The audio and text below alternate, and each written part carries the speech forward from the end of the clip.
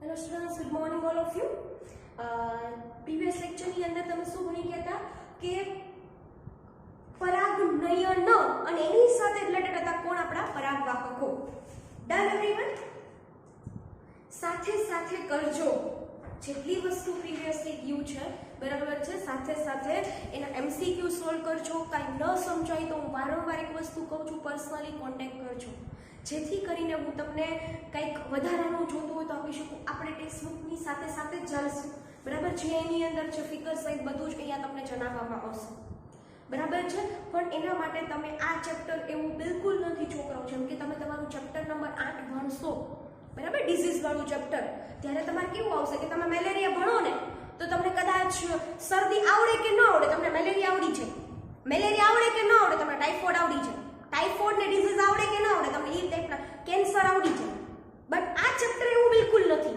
આ ચેપ્ટરની અંદર તમારે શું કરવું પડશે, પ્રીવિયસલી તમને જો લેક્ચર આવડતા હશે, પ્રીવિયસલી થિંગ્સ, પ્રીવિયસના કન્સેપ્ટ આવડતા હશે તો જ તમે નવા કોઈ કન્સેપ્ટને સમજી શકશો. એનું કારણ શું કે નાની નાની ટર્મિનોલોજી આવે છે, સમજાય છે? એનું કારણ શું છે? નાની નાની ટર્મિનોલોજી આવે છે. જો તમે એને કદાચ શું કહેવાય ગોખવા જાઓ તો તમને મે બી કદાચ આમાં કંઈ મેળ જ ન પડે. સમજાય છે હું શું કહું છું? એટલે હંમેશા ક્લિયર કરીને રાખો છોકરાઓ કે તમારા પ્રીવિયસ લેક્ચરનું કમ્પ્લીટ કરીને રાખજો. ચેપ્ટર નંબર 2 છે, બહુ ઇઝી ચેપ્ટર છે બરાબર, બહુ ઇઝી ચેપ્ટર છે.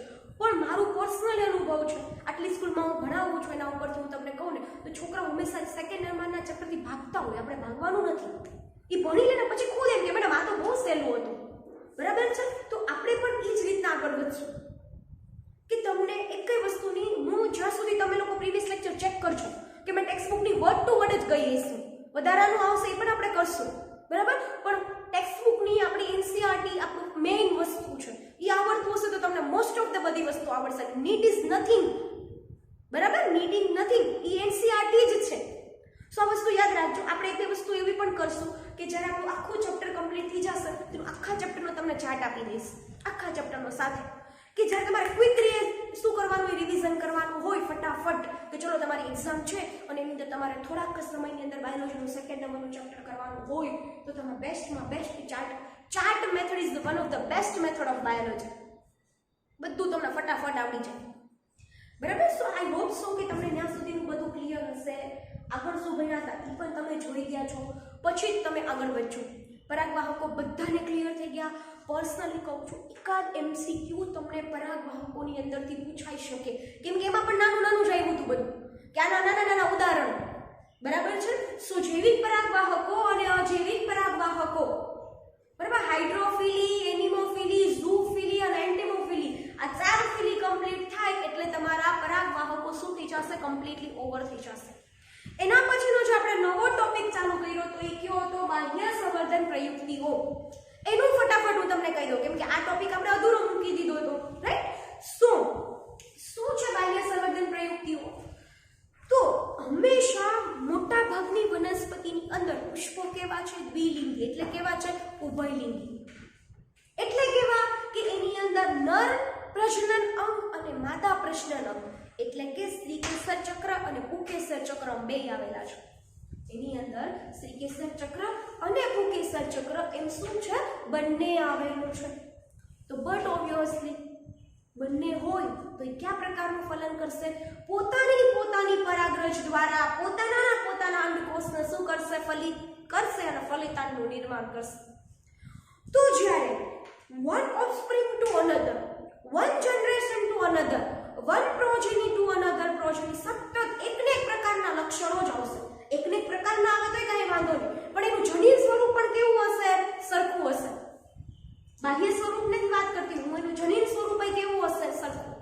સો એકને એક પ્રકારના લક્ષણો પેઢી દર પેઢી આવે તો અંતઃસંવર્ધન દબાણ શું થાય, વધે. હવે જો તમારે એકને એક પ્રકારના લક્ષણો સતત ન જોતા હોય તો તમારે એનું શું કરાવડાવવું પડે, બાહ્ય સંવર્ધન. શું કરાવડાવવું પડે છોકરાઓ, બાહ્ય સંવર્ધન. પણ જ્યારે બાહ્ય સંવર્ધન કરાવવું હોય તો તમારે કેવી રીતના કરાવવું પડે, તો કાં તમારે સ્વફલનને રોકવું પડે, કાં તો તમારે સ્વફલનને અવરોધવું પડે, અને કાં તમારે પરપરાગનયનને શું કરવું પડે, ઉત્તેજવું પડે કે પરપરાગનયનને કરાવડાવવું પડે. ડન. હવે આપણે જાતે કરાવડાવશું સ્વફલન કે પરપરાગનયન તો એને શા આપણે ભણશું કૃત્રિમ સંકરણ આ ટાઈપનો ટોપિક છે જ આપણા આ ચેપ્ટરની અંદર, પણ આપણે ફોકસ કેની ઉપર કરવાનું છે? કુદરતી રીતે. કઈ રીતના તમે કુદરતી રીતે બાહ્ય સંવર્ધન છે એને શું કરવામાં આવે છે? ઉત્તેજવામાં આવે છે. નેચરલી કઈ રીતના? તો એની અલગ અલગ પ્રવૃત્તિઓ હતી. એની પહેલી પ્રયુક્તિ મેં તમને કહી દીધી છે. આજે હું ડાયરેક્ટ બીજી પ્રયુક્તિથી જ ચાલુ કરવાની છું. પહેલી પ્રયુક્તિ કઈ હતી કે એમાં પરાગાશન અને પરાગાસન, બરાબર, અને પરાગાશય. પરાગાસન ઇઝ ધ પાર્ટ ઓફ પુકેસર. પુકેસર થાય નો થાય. પરાગાસન ઇઝ ધ પાર્ટ ઓફ સ્ત્રીકેસર અને પરાગાશય ઇઝ ધ પાર્ટ ઓફ પુકેસર. તો આ બંનેનો તાલમેલ હોતો નથી, એટલે કે બંને સાથે ગ્રહણશીલ કે મેચ્યોરિટી કે પરિપક્વતા ધારણ કરતા નથી.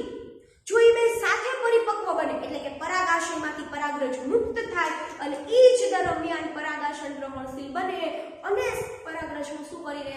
એક્સેપ્ટ કરી લે. પણ આવું થતું નથી.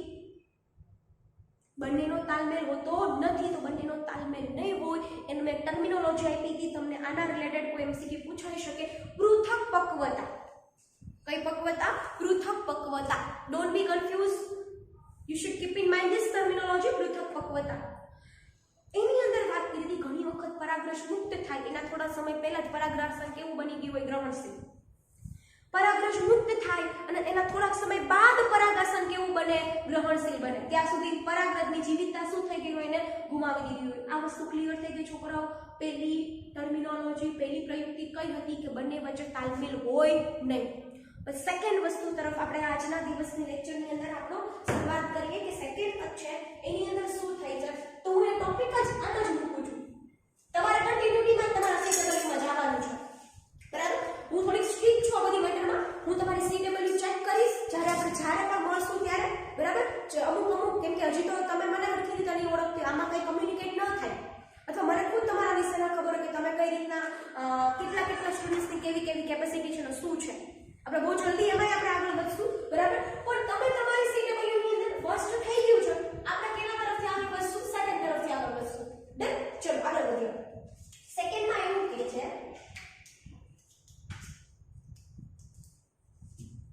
એક જ પુષ્પમાં પરાગાશન, એક જ પુષ્પની અંદર તમને ખબર છે પુષ્પ કેવા છે? દ્વિલિંગી. એટલે કે એક જ પુષ્પમાં પરાગાશન અને પરાગાશય, પરાગાસન અને પરાગાશય નું સ્થાન કેવું હોય? અલગ અલગ હોય છે.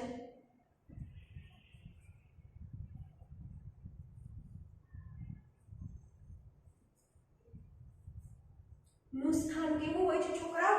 અલગ હોય છે. જો કેવી રીતના? માનો કે તમને સમજાવું, તમને આ તો ખબર જ છે.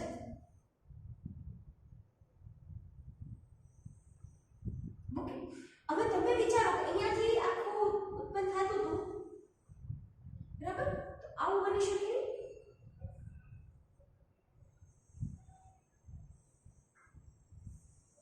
આવી રીતના. તો નીચે હોય, બંનેના સ્થાનમાં એટલો બધો ફેરફાર હોય, વચ્ચે કોઈ બીજા અવરોધો આવી ગયા હોય અથવા એની પાંખડીઓની રચના એ રીતના હોય કે પરાગરજ અહીંયાથી મુક્ત થઈને અહીંયા સુધી કોઈ પહોંચી જ ન શકે.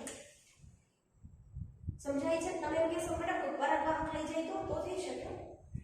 સમજાય છે? પરાગવાહકોની વાત જ નથી થતી, તો ઈ અલગ વસ્તુ થઈ જશે. સ્વફલન થશે પણ કહેવાય ને પરાગવાહકો ની જરૂરની સાથે, બરાબર? પરાગવાહકોની જરૂરની સાથે. બાકી મેં તમને જેટલી ફિગર લાખની પુષ્પ ડ્રો કરાવ્યું હતું એની અંદર હંમેશા આ ટાઈપની ફિગર ડ્રો કરાવી દઈશ.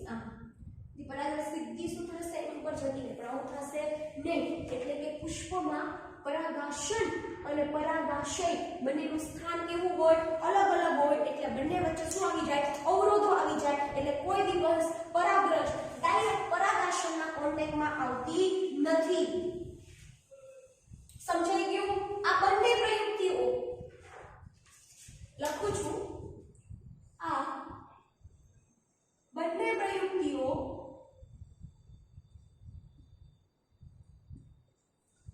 સ્વફલનને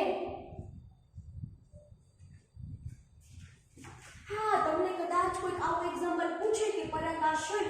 પરાગાશનનું સ્થાન અલગ અલગ હોય તો ઉદાહરણમાં તમારે લખવું હોય તો લખી નાખજો પ્રિમ્યુલા.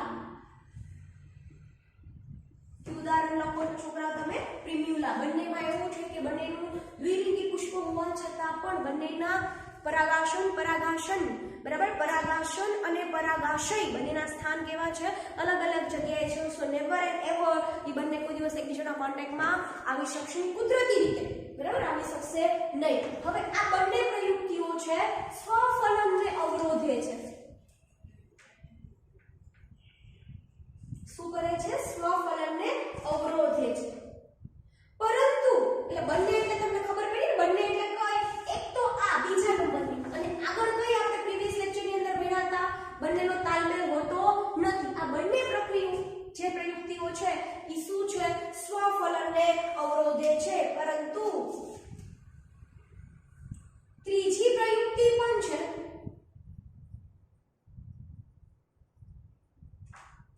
બરાબર છે, સ્વયં અસંગતતા દર્શાવે છે.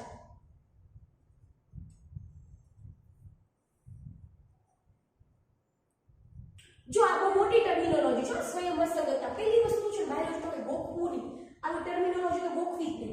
સ્વયં એટલે શું થાય? પોતે, સેલ્ફ. અને અસંગત એટલે કેવું? જે સેમ ન હોય એવું, બરાબર. જો કેવી રીતના સ્વયં અસંગત એટલે કે હું તમને આના પછીનો જો આપણો ટોપિક છે પરાગરજ સ્ત્રીકેસર આંતર પ્રક્રિયાઓ, બરાબર છે, એની અંદર સમજાવવાની છે કે સંગત પરાગરજ કોને કહેવાય, અસંગત પરાગરજ કોને કહેવાય અને સ્વયં અસંગત પરાગરજ કોને કહેવાય. પણ અહીંયા આપણે કોન્સેપ્ટ આવ્યો જ છે તો હું તમને ખાલી એટલું સમજાવી દઉં કે સ્વયં અસંગત પરાગરજ એટલે કેવું કે પોતાની પરાગરજ જો એની ઉપર જાય ને તોય અસ્વીકાર કરી દે. પોતાની જેમ કે તમારા ફેમિલી મેમ્બરમાં તમે લોકો ત્રણ ભાઈ બહેન હોય, બે બહુ હોનહાર હોય, પણ ત્રીજો થોડો કઈ ગુંડા જેવો બન્યો તો મમ્મી પપ્પા શું કરી દેવાના? એક્સેપ્ટ કરવા ના પાડી દે કે પોતાનું જ છે તેમ છતાં પણ કહી દે આ વ્યક્તિ સાથે મારે કઈ સંબંધ નથી અથવા એને સ્વીકારશે નહીં. તો પોતાની પરાગરજ હોય તો પણ એને એક્સેપ્ટ ન કરે, તો પણ એને ગ્રહણશીલ ન બનાવે તો એને શું કહેવામાં આવે? સ્વયં અસંગતતા. શું કહેવામાં આવે એને? સ્વયં અસંગતતા. તો આપણે છે પહેલી બે પ્રયુક્તિ તો ક્લિયર થઈ ગઈ. બંને પ્રયુક્તિઓ શું કરતી હતી? સ્વફલનને અવરોધતી હતી. ત્રીજી જે પ્રયુક્તિ છે એ કેવી પ્રયુક્તિ છે? સ્વ અસંગતતા, બરાબર, સ્વયં અસંગતતા, જે જનીની ક્રિયાવિધિ છે.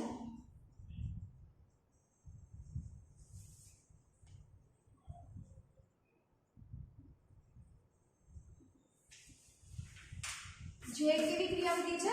જનીની ક્રિયાવિધિ છે, બરાબર છે. તો એની અંદર શું થાય છે? જો તમને પ્રશ્ન તો થવો જોઈએ કે મેડમ સ્વયં અસંગતતા છે કેવી રીતે દર્શાવે છે? અહીંયા પરાગરજ પરાગાશન ઉપર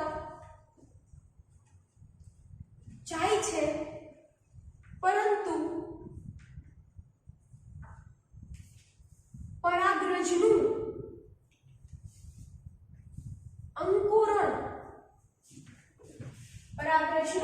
અંકુરણ થતું નથી. એટલે કે તેમાંથી પરાગરજનું અંકુરણ થતું નથી એટલે કે એમાંથી પરાગનલિકાનું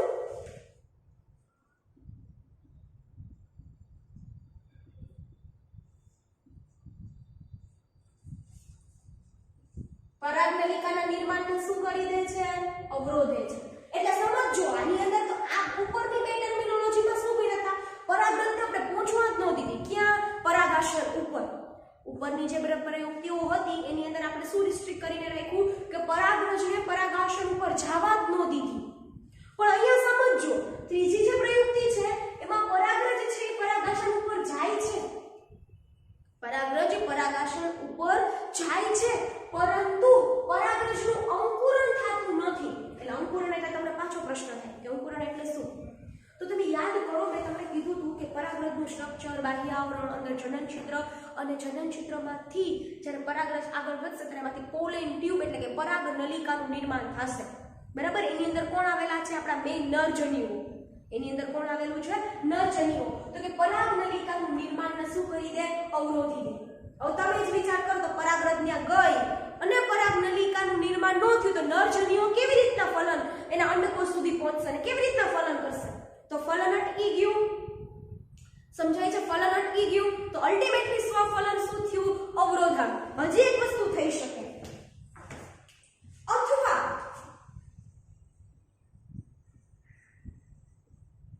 પરાગનલિકાને બીજાશય સુધી પહોંચવા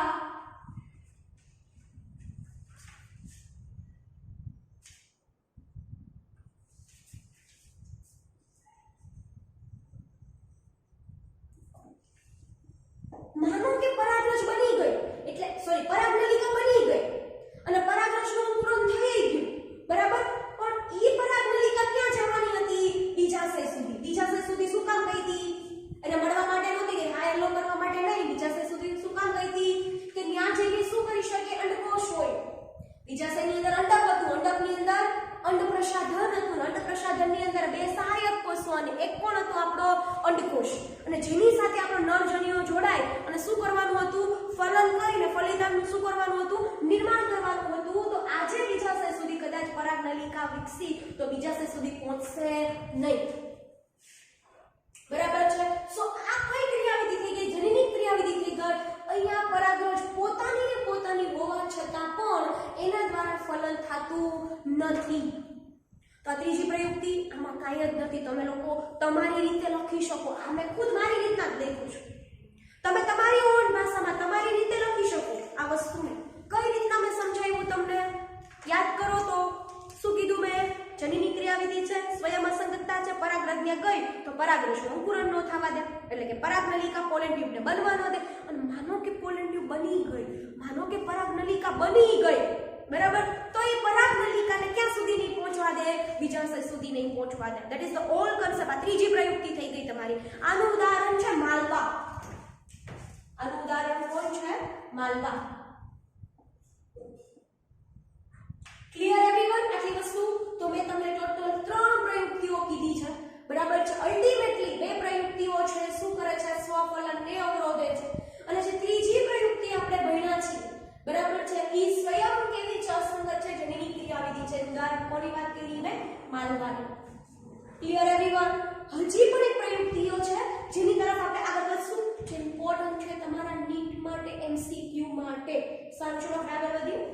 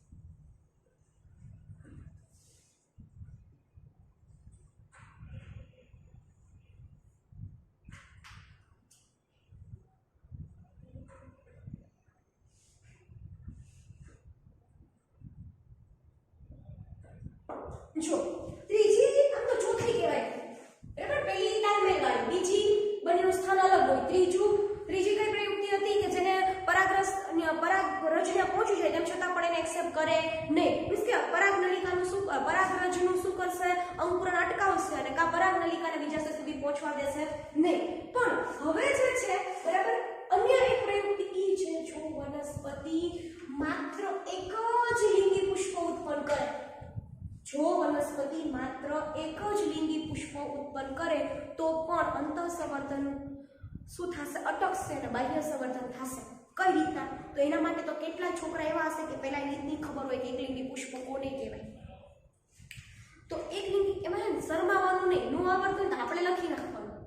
ઘણાને ખબર હોય કે ભાઈ આપણી કેપેસિટી એવી છે કે આપણને 5 દી પછી ભૂલાઈ જાય, આનું આ વસ્તુ વાંચવું હોય તો આપણે તમને નોટ કરીને લખી નાખવાનું. એકલિંગી પુષ્પ એટલે કે એવું પુષ્પ કે જેની અંદર માત્ર કા સ્ત્રીકેસર ચક્ર આવેલું હોય ને કા માત્ર પુકેસર ચક્ર આવેલું હોય, આઈધર આ. એટલે એકલિંગી બે પ્રકારના હોઈ શકે, નર એકલિંગી અને માદા એકલિંગી. જો નર એકલિંગી હશે તો એની અંદર માત્ર શું આવેલું હશે? પુકેસર ચક્ર. અને જો માદા એકલિંગી આવેલું હશે તો એની અંદર માત્ર શું આવેલું હશે? સ્ત્રીકેસર ચક્ર. ક્લિયર આ વસ્તુ? જો વનસ્પતિ માત્ર એટલે બે પ્રકારના, નર એકલિંગી અને માદા એકલિંગી, ખાલી એકલિંગી પ્રકારના જ પુષ્પ ઉત્પન્ન કરે તો પણ બાહ્ય સંવર્ધન થઈ શકે છે અને અંતઃ સંવર્ધન છે એ શું થઈ શકે છે? ઓછું થઈ શકે છે. બરાબર? કઈ રીતના? એની માટે બે વસ્તુ આવશે, એક સદની અને દ્વિસદની વનસ્પતિઓ. આપણે અલગ જ પાડવાનું છે. ચલો ચાર્ટ ફોર્મમાં લખીએ. એના માટે વનસ્પતિએ શું કરવું પડશે? પુષ્પ બે એક જ હશે, એકલિંગી પ્રકારના, પણ એના માટે એક સદની વનસ્પતિઓ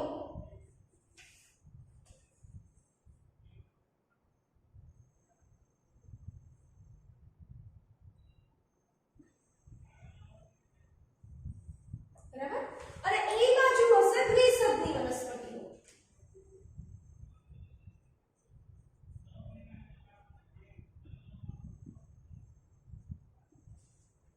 જો બેમાં પુષ્પો તો એક જ લિંગી છે, તો what is the difference between એક સદની અને દ્વિસદની વનસ્પતિઓ? એક સદની વનસ્પતિ એટલે એમ થાય કે જેમાં નર પુષ્પો, ખાલી નર પુષ્પો લખીશ તો તમને કદાચ ન બી સમજાય. નર એકલિંગી પુષ્પો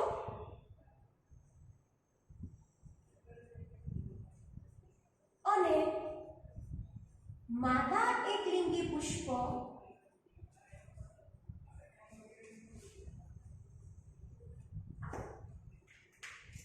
નર એકલિંગી પુષ્પ અને માદા એકલિંગી પુષ્પ એક જ વનસ્પતિ ઉપર, એક જ ઉપર મેં ફોકસ લેવું છે, કારણ સમજાવું છું તમને. બરાબર? એક જ વનસ્પતિ ઉપર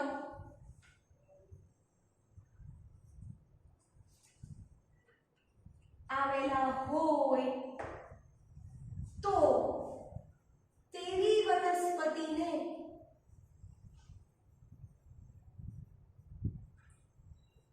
એક સદની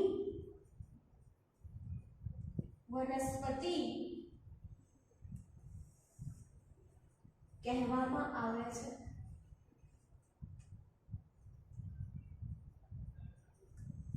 એવી વ્યાખ્યા દે સમજાવું છું. પહેલા આપણે લખી નાખીએ. આ બાજુ લખીએ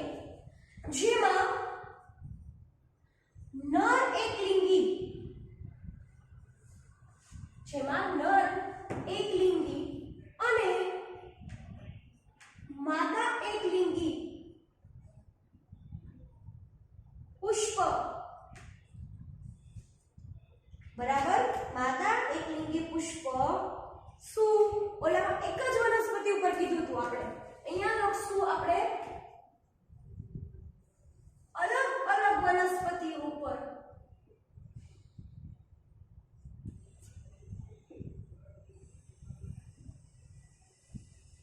અલગ અલગ વનસ્પતિ ઉપર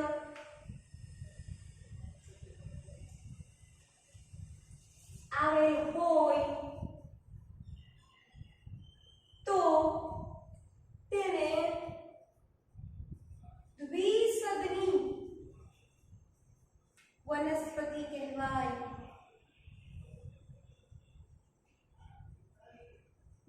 બહુ ઈઝી છે છોકરા, બહુ ઈઝી. કઈ સમજાવું જેની અંદર બરાબર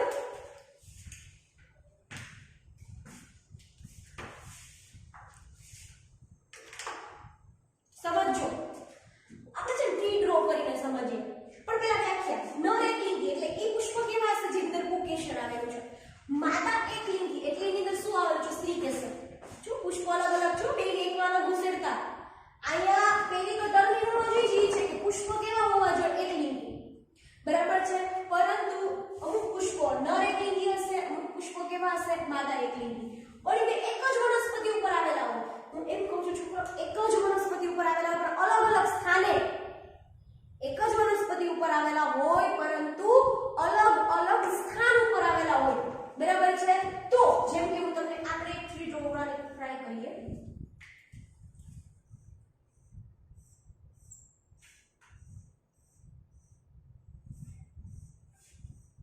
ચલો એની અંદર હું તમને અત્યારથી જ કહી દઉં છું કે જે હું રેડ ડ્રો કરું છું બરાબર છે એ નર રિપ્રેઝન્ટ કરે છે અને જે ગ્રીન ડ્રો કરું છું એ માદા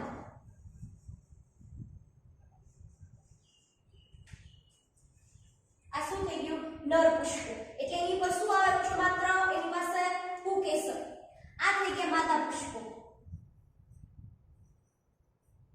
પણ એક જ વનસ્પતિ ઉપર આ માદા અને નર એમ બે અલગ અલગ સ્થાન ઉપર બે એવું નહીં કે એકની અંદર નર અને પુકેસર અને સ્ત્રીકેસર દ્વિલિંગી પુષ્પની વાત જ નથી થતી આખા કન્સેપ્ટની અંદર કે દ્વિલિંગી પુષ્પ છે જ નહીં સમજાઈ ગયું આ એક જ વનસ્પતિ બોક્સ હોય તો આવું કંઈક અલગ વ્યાખ્યા બનશે એના માટે કન્સેપ્ટ સમજવાનો એક જ વનસ્પતિની અંદર નર એકલિંગી અને માદા એકલિંગી પુષ્પો આવેલા હોય તો એવી વનસ્પતિને શું કહેવામાં આવે છે એક સદની વનસ્પતિ એવી વનસ્પતિને શું કહેવામાં આવે છે એક સદની વનસ્પતિ બસ અહીંયા સમજો નર એકલિંગી અને માદા એકલિંગી પુષ્પ છે એ અલગ અલગ વનસ્પતિ ઉપર આવેલા એટલે અહીંયા સેમ વસ્તુ ડ્રો કરું છું પણ અલગ અલગ વનસ્પતિ છે તો બટ ઓબ્વિયસલી મારી પાસે કેટલા ટ્રી હશે કેટલી વનસ્પતિઓ હશે બે અલગ અલગ વનસ્પતિ હશે સેમ વસ્તુ અહીંયા પણ આપણે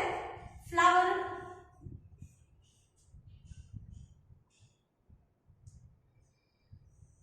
ઓકે જો હવે સેમ વસ્તુ મેં ઓલા આપણે ગ્રીન પુષ્પ ડ્રો કર્યા હતા નર માટે હતા અહીંયા પણ હું નર માટે ડ્રો કરું છું ગ્રીન માર્કર અહીંયા હું જાઉં છું રેડ માર્કર ફોર માદા જો તો અહીંયા શું ફરક છે અહીંયા આપણે અલગ અલગ વનસ્પતિ આખી વનસ્પતિ છે ને એમાં માત્ર એક લિંગી કેવા પુષ્પ ઉત્પન્ન થાય છે નર પુષ્પ અને આ આખી વનસ્પતિ એવી છે કે જ્યાં બધામાં કેવા પુષ્પો ઉત્પન્ન થાય છે માદા પુષ્પો આમ જો અલગ અલગ જગ્યાએ ઉત્પન્ન થતા હોય અલગ અલગ વનસ્પતિ ઉપર ઉત્પન્ન થતા હોય તો એવી વનસ્પતિને કેવી કહેવાય દ્વિસદની વનસ્પતિ અને જો એક જ વનસ્પતિ ઉપર અલગ અલગ સ્થાન ઉપર બરાબર એકલિંગી પુષ્પો ઉત્પન્ન થતા હોય તો એને કેવી વનસ્પતિ કહેવાય એક સદની વનસ્પતિ કહેવાય તમને એમ થાય કે મેડમ આ કઈ કથા આપણે કાઢવાનું કરી દીધું કેમ કે આપણે મેઇન વસ્તુ ભૂલવાની નથી આપણે શું કરવાનું છે બાહ્ય સંવર્ધન પ્રેરવાનું છે તો આના લીધે તો એક વસ્તુ તો ઈ થયું ને કે દ્વિલિંગી પુષ્પો હતા ને તો સ્વફલન થવાના મોટા ભાગના ચાન્સીસ રહેતા હતા પણ જો આપણે શું કરીએ દ્વિલિંગી પુષ્પ ઉત્પન્ન ન થાય ને માત્ર એકલિંગી પુષ્પ ઉત્પન્ન થાય તો આપોઆપ જ સ્વફલન શું થશે અટકાશે અવરોધ હશે અને સામે શું થશે પરપરાગમયન થશે પણ આ કોન્સેપ્ટની અંદર એક વસ્તુ છે બરાબર એક સદની વનસ્પતિની અંદર એક સદની વનસ્પતિમાં માત્ર સ્વફલન જ અટકાવી શકાય છે માત્ર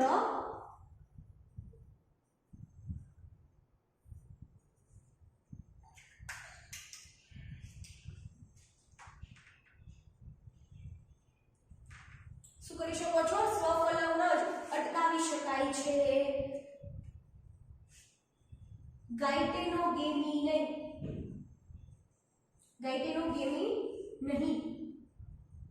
જ્યારે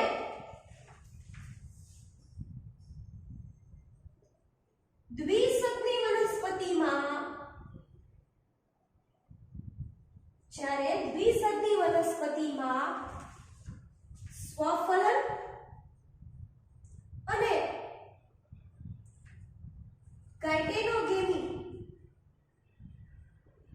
સ્વફલન અને ગાયટેનોગેમી એમ બંને અટકાવી શકાય છે. આને ગોખવાનું નહીં હો. કેવી રીતના? અહીંયા એક જ વનસ્પતિ ઉપર બે વસ્તુ આવેલી છે, નર પુષ્પ હોય છે માદા પુષ્પ. તો આપણે સ્વફલન કોને કીધું હતું? એક જ પુષ્પ હોય એની પરાગરજ તે જ પુષ્પના પરાગાસન ઉપર જાય. તો અહીંયા એવું નહીં થાય કેમ કે બધા પુષ્પો કેવા છે? એકલિંગી. પણ આપણે ગાયટેનોગેમી એટલે શું કીધું હતું?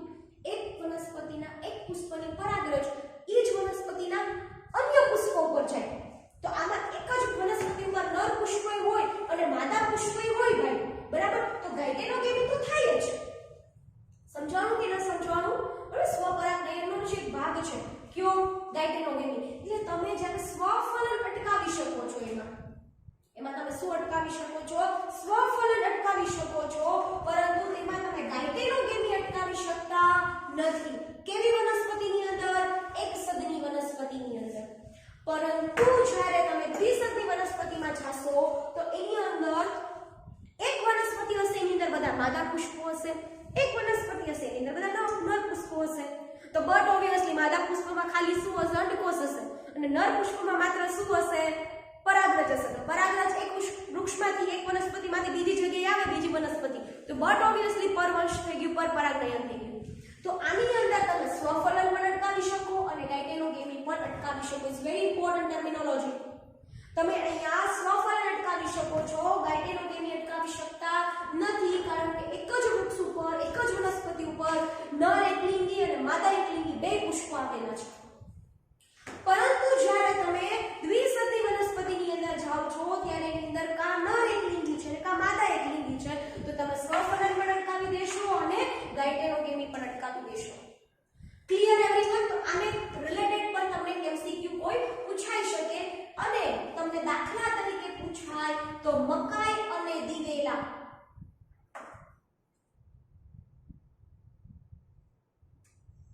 મકાઈ અને દિવેલા છે એક સદની વનસ્પતિ છે જેની અંદર નર પુષ્પો અને માદા પુષ્પો, એકલિંગી પુષ્પો એક જ વૃક્ષ ઉપર આવેલા હશે. જે દ્વિસદની વનસ્પતિની અંદર ઉદાહરણ લઈએ પપૈયા. હવે તમને કોઈ એમસીક્યુ કેવી રીતના પૂછે ખબર? પપૈયા નીચેનામાંથી છે એ બરાબર એ દ્વિસદની સ્વફલન માટે ક્યુ અલગ છે? ગાયટેનોગેમી કેમ અટકાવી શકાય છે? સ્વફલન અને ગાયટેનોગેમી બે અટકાવી શકાય એના માટે નીચેનામાંથી ક્યુ સંગત છે? પછી નીચેનામાંથી ક્યુ એવું છે કે જેમાં તમે ખાલી સ્વફલન અટકાવી શકો છો પણ ગાયટેનોગેમી અટકાવી શકાતું નથી. એનું ઉદાહરણ ફાઇન્ડ આઉટ કરો, એના માટે સંગત ગોતો, એના માટે અસંગત ગોતો. ક્લિયર? તો આ બધી જ પ્રયુક્તિઓ એવી છે કે જેની અંદરથી તમે બાહ્ય સંવર્ધન શું કરી શકો છો? કરાવી શકો છો. તમારું અહીંયા બાહ્ય સંવર્ધન કમ્પ્લીટલી શું થઈ ગયું? ઓવર થઈ ગયું. બરાબર છે? તમારું બાહ્ય સંવર્ધન શું થઈ ગયું છોકરાઓ?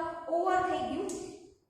સો હવે આપણે જો નેક્સ્ટ જે ટોપિક છે એ છે પરાગરજ સ્ત્રીકેસર આંતર પ્રક્રિયા. કયો છે? પરાગરજ સ્ત્રીકેસર આંતર પ્રક્રિયા છે. બરાબર? સો આ ક્લિયર થઈ ગયું. 4 પ્રયુક્તિઓ ટોટલ તમે ભણ્યા છો. પહેલું કઈ હતી? બરાબર? પહેલી કઈ પ્રયુક્તિઓ હતી?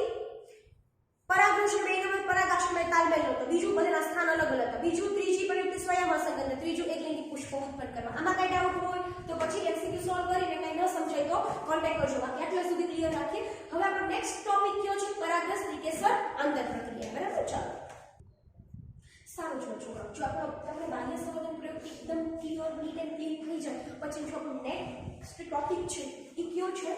પરાગરજ સ્ત્રીકેસર આંતર પ્રક્રિયા. જો તમે લોકો જ્યારે હ્યુમન રિપ્રોડક્શન ભણશો ને ત્યારે તમને ખ્યાલ આવશે કેટલી કોમ્પ્લેક્સિટી હોય હ્યુમન બોડીની અંદર. પણ જ્યારે મેઇન રિપ્રોડક્શન પાર્ટ તમે ભણશો તો બહુ ઓછા પાર્ટ હશે કે શુક્રપિંડ હશે, શુક્રોત્પાદક નલિકાઓ હશે, એની અંદર અધિવૃષણ નલિકાઓ હશે, બરાબર છે? વૃષણ કોથળી હશે, એ બધા પાર્ટ હશે. પછી તમે બાહ્ય જનનાંગો ભણશો, સહાયક અંગો ભણશો, બરાબર? પ્રોસ્ટેટ ગ્રંથિ, બલ્બયુરેથ્ર ગ્રંથિ, શુક્રાશય, એ બધી વસ્તુ. ફિમેલ રિપ્રોડક્શન પાર્ટ ભણશો ને તો પણ ફિમેલનું બોડી મોર કોમ્પ્લિકેટેડ કમ્પેરેટિવલી ટુ મેલ કોમ્પ્લેક્સ. બરાબર? મેલ કરતા ફિમેલનું કેવું હશે? કોમ્પ્લેક્સ હશે. બટ એની અંદર જોશો કેટલી વિશિષ્ટતાઓ હશે. તમને તો મેડમ આ કેમ શું કહે છે અત્યારે શું કામ હ્યુમન બોડીને યાદ કરીએ છીએ આપણે?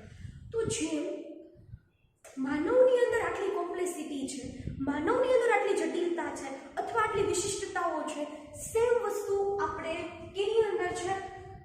વનસ્પતિની અંદર પણ છે. કેમ કે ટર્મિનોલોજી બે સેમ જ છે. તમે લિંગી પ્રજનન જ ભણો છો, બટ ઇન વનસ્પતિ, in plants or in a human beings. સમજાય છે હું શું કહેવા માંગુ છું? તો તમે જુઓ, પરાગરજ આવી ગઈ, પરાગનયન થઈ ગયું, પરાગરજ પરાગાશન ઉપર પહોંચી ગઈ, પણ પછી શું? પરાગરજ ખાલી પહોંચી જવાથી પરાગનયન થઈ જશે, સોરી ફલન થઈ જશે, ફલિતાંડનું નિર્માણ થઈ જશે, એમાંથી ફળ બની જશે, એમાંથી બીજ બની જશે ડાયરેક્ટ એટલા ઇઝીલી કે જેવી પરાગરજ આવી, ઓહો પરાગનલિકા બની ગઈ, પરાગનલિકા અંદર ગઈ, અંડકોષનું ફલન કરી નાખ્યું, આવી રીતના એટલા ઇઝીલી પતી જશે? બિલકુલ નહીં પતે. So that is the reaction in between પરાગરજ અને સ્ત્રીકેસર. પરાગરજ is the part of, pollen is the part of, લઘુબીજાણુ ઇઝ ધ પાર્ટ ઓફ પુકેસર. ઈ કોનો ભાગ છે? પુકેસરનો ભાગ છે, રાઈટ? પણ ઈ જ્યારે સ્ત્રીકેસરના કોન્ટેક્ટમાં આવે છે, જ્યારે પરાગાશનના કોન્ટેક્ટમાં આવે છે, બરાબર, તો એને એક્સેપ્ટ કરવું, એને એક્સેપ્ટ ન કરવું, એના દ્વારા ફલન પામવું કે એના દ્વારા ફલન ન પામવું, એવું શું છે એની પાસે? બરાબર, સ્ત્રીકેસર પાસે છે કે ભાઈ પરાગરજ પાસે છે? સમજાય છે? So that is the inter reaction in between પરાગરજ અને સ્ત્રીકેસર. તો એ આપણો આખો કન્સેપ્ટ છે. પણ જ્યારે તમે આ કન્સેપ્ટ ભણવા જઈ રહ્યા છો તો એના માટે તમારી પાસે 3 ટર્મિનોલોજી છે જે તમને આવડતી હોવી જોઈએ. કેટલી ટર્મિનોલોજી છોકરાઓ? 3 ટર્મિનોલોજી. નંબર 1 ઇઝ ધેટ સંગત પરાગરજ.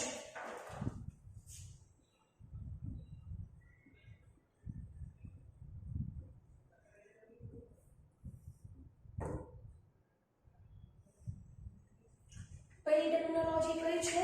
સંગત પરાગરજ. બીજી વાત કરીએ તો આપણે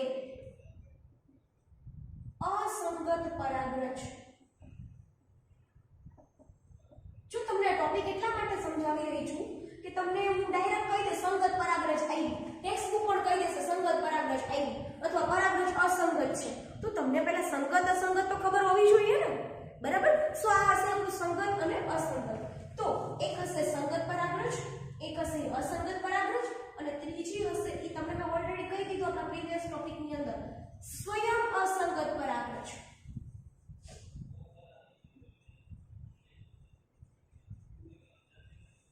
ત્રીજો કયો ટોપિક છે? ટોપિક ની પણ કન્સેપ્ટ છે સ્વયં અસંગત પરાગરજ. તો ત્રણે સમજીએ. સંગત પરાગરજ કોને કહેવાય? તેજ વનસ્પતિની પરાગરજ અથવા તમે કહી શકો તેજ જાતિની પરાગરજ. સેમ વનસ્પતિની પરાગરજ આવે, તેજ જાતિની પરાગરજ જો એની પર આવે અને એને શું કરી લે? પરાગરજ ને સ્વીકારી લે. કોણ? પરાગાશન દ્વારા શું થાય? એને સ્વીકારે, તો એવી પરાગરજને શું કહેવાય? સંગત પરાગરજ. તેજ વનસ્પતિની ઈ જ જાતિની પરાગરજ જો પરાગાશન પર જાય અને પરાગાશન એમ કે ઓ તો આ તો મારી જાતિની છે, મારા જ વનસ્પતિની છે, હું જે વનસ્પતિની અંદર છું એની જ છે, બરાબર, તો એને સ્વીકારી લે, તો વનસ્પતિને ઈ વનસ્પતિનો પરાગાશન જો સ્વીકારે તો એને સંગત પરાગરજ કહેવાય. અન્ય વનસ્પતિની શું છે? અન્ય વનસ્પતિની પરાગરજ હોય કે અન્ય જાતિની પરાગરજ હોય, બરાબર, અને જો એને સ્વીકારે નહીં, હજી કહું છું સ્વીકારે નહીં, વારંવાર નહીં લખું, કોણ? પરાગાશન. તો જેને સ્વીકારે નહીં અને એ જ વનસ્પતિની હોય ન હોય તો એ અસંગત પરાગરજ, ટોટલી ઓપોઝિટ. એક જ જાતિની હોય અને પોતાની જ વનસ્પતિની હોય તો સંગત અને સ્વીકારાય જાય. બીજી અન્ય વનસ્પતિની હોય ન સ્વીકારે તો એ અસંગત. પણ આ છે ઇન્ટરેસ્ટિંગ છે અને જે મેં તમને ઓલરેડી કહી દીધું છે શું? પરાગરજ તેજ વનસ્પતિની હોય, સેમ જાતિની વનસ્પતિ હોય તો સેમ જાતિ તો હોય ને, એટલું થોડુંક તો લોજિક વાપરજો, બરાબર? તેજ વનસ્પતિની હોય પરંતુ તો પણ એનો સ્વીકાર કરવામાં ન આવે, તેનો સ્વીકાર કરે નહીં, તો પણ એને એક્સેપ્ટ કરે નહીં, કોણ? પરાગરાશય. તો પોતાની હોવા છતાં પણ સ્વીકાર ન કરે, એક્સેપ્ટ ન કરે, તો એવી પરાગરજને શું કહેવામાં આવે? સ્વયં અસંગતતા. આપણે ભણ્યા છે માલવા એક્ઝામ્પલ, કે જેને પોતે પરાગરજ્ઞા ગઈ પણ અંકુરણ ન થવા દીધું. માનો કે પરાગનલિકા બની ગઈ તો એ પરાગનલિકાને બીજાશય સુધી પહોંચવા દીધું નહીં.